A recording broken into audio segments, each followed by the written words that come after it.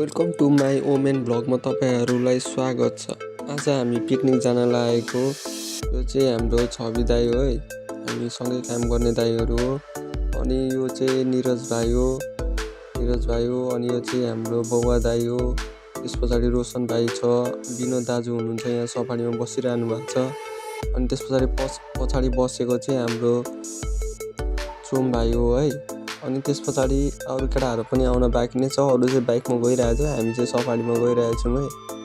बाटोमा जाँदै गर्दाखेरि पनि एउटा दाजुले यस्तो लाइट देखाएर है हम देखाएर जानुभयो, हामी चाहिँ मुस्कुराउँदै डिजे बजाउँदै चलिरहेको थियौँ है दाइ र म चिल भाडामा।